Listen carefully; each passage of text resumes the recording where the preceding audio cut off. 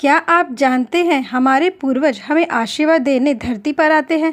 क्या सच में पितृपक्ष में किया गया एक छोटा सा कार्य हमें जीवन भर का सुख और समृद्धि दिला सकता है?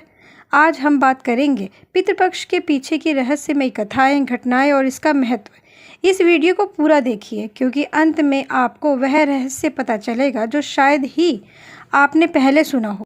जैसा कि हम जानते हैं, पितृपक्ष को श्राद्ध पक्ष भी कहते हैं।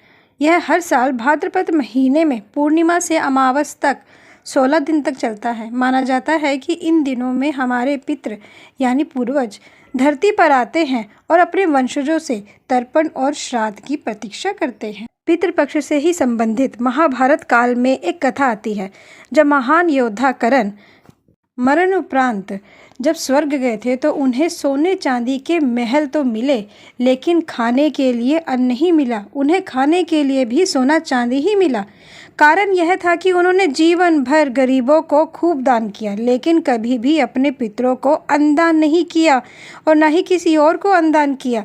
तब इंद्रदेव ने उन्हें श्राद्ध करने का महत्व बताते हुए केवल एक दिन के लिए इंद्रदेव ने राजा कर्ण को पृथ्वी पर भेजा। राजा कर्ण ने भी एक दिन में खूब अन्नदान किया और अपने पितरों के निमित्त अर्थात उनके तर्पण के लिए और उनकी मुक्ति के लिए श्राद्ध कर्म किए, तर्पण किया और खूब अन्नदान और अन्य जरूरत के सामान भी दान किए।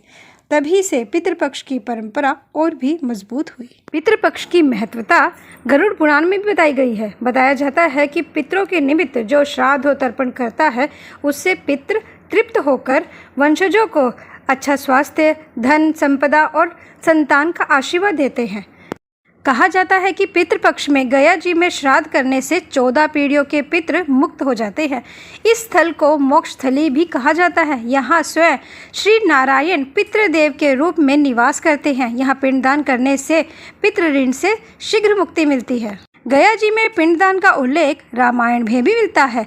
कहा जाता है 14 वर्ष के वनवास के दौरान जब श्री राम और लक्ष्मण श्राद्ध करने के निमित्त सामग्री लेने जंगल में गए तो उन्हें आने में देरी हो रही थी। तभी राजा दशरथ आत्मस्वरूप वहां प्रकट हुए और माता सीता को पिंडदान के लिए कहा।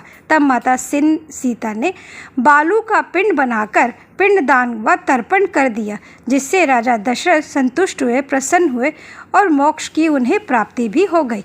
गया जी की भूमि श्राद्ध के लिए इसलिए भी महत्व रखती है क्योंकि यहाँ स्वयं श्री नारायण पितृदेव के रूप में पूजे जाते हैं।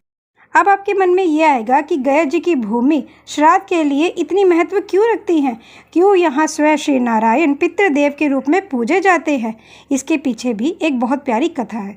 पुराणों में ऐसा उल्लेख आता है कि गया नाम का एक राक्षस था जो ब्रह्मा जी की तपस्या कर यह वरदान मांगा कि उसका शरीर इतना पवित्र हो जाए कि उसके दर्शन मात्र से सभी के पाप उतर जाए और वह स्वर्ग की प्राप्ति कर ले।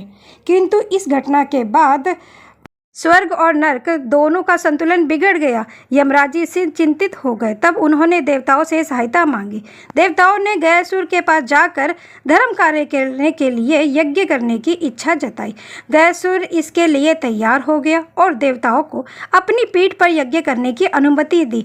जब देवताओं ने यज्ञ शुरू किया तो गयासुर ने अपनी पीठ पर बोझ महसूस किया।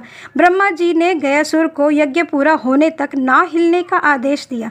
जब गयासुर को हिलने की कोशिश की तो ब्रह्मा जी ने उसके शरीर पर एक बड़ा सा पत्थर रख दिया, जिससे धर्मशिला भी कहा जाता है। इस पत्थर के नीचे गयासुर दब गया, किंतु धर्म कार्य के लिए किया गया यह यज्ञ संपन्न हो चुका था, जिसकी वजह से भगवान विष्णु प्रसन्न हुए और गयासुर को यह वरदान दिया कि यह स्थल गया जी के नाम से जाना जाएगा और जो भी व्यक्ति यहाँ पिंडदान करेगा उसके पितरों को मोक्ष मिलेगा और वह स्वयं यहाँ पर पितृदेव के रूप में विद्यमान रहेंगे। इसी जगह पांडवों ने भी तर्पण किया था, जिससे उनके पितरों को भी मोक्ष की प्राप्ति हुई थी।